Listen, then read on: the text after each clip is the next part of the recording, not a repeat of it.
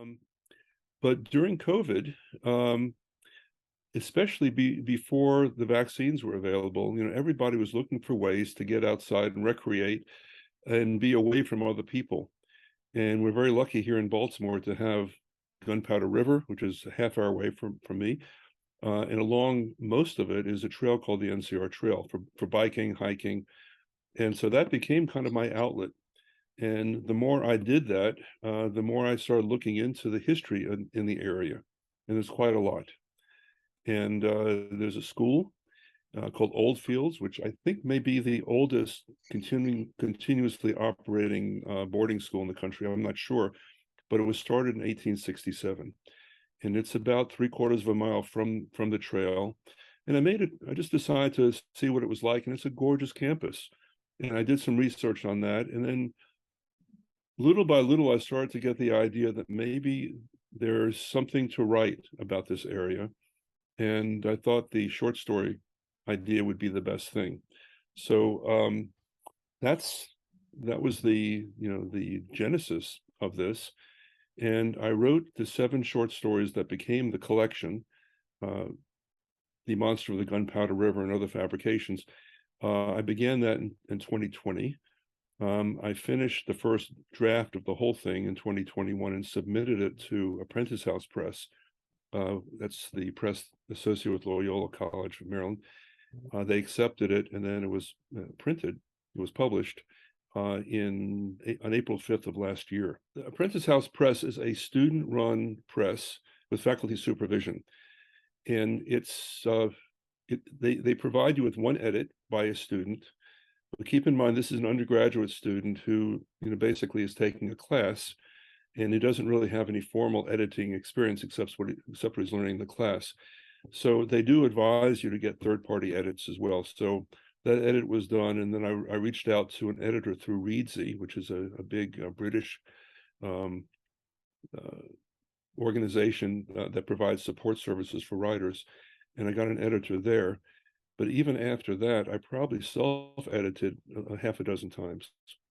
And that's the thing. This never ends. I mean, every time you read through it, you find something else wrong with it. And even now, since it's been published, I was looking through the book in preparation for this interview, and I found like 2 things right away that I would do differently now. So you just have to let it go at some point. Yeah, I think it would be called magical realism. And it's a type of fiction that I really admire. There's several writers that I really love reading who use magical realism. So I think all these stories would be considered that. The stories I've written since the book would not be, though. I mean, there's a couple of areas where it's a little bit outside reality, but for the most part, they're straight, I would call them literary fiction. So this is my first foray, maybe my last, into magical realism. And I kind of one of the writers that influenced me the most, actually 2, Kurt Vonnegut for sure, fabulous writer, and I always enjoyed reading his short stories. And then there's a living writer named Steve Stern, who's up in New York. Not a lot of people have heard of him. He's written novels and collections of short stories, but his short stories are all magical realism, and they're beautiful. And his most recent publication is called The Village Idiot, which is a I wouldn't call it really a biography, because he takes some liberties with the story, but it's a story of Chaim Soutine, who was a French artist from the early 1900s in Paris, who came from the Eastern Europe. Fabulous, just an incredible story. Well, since the publication of this book, I've continued to write short stories. I have written 15 already, which I think will go into another collection.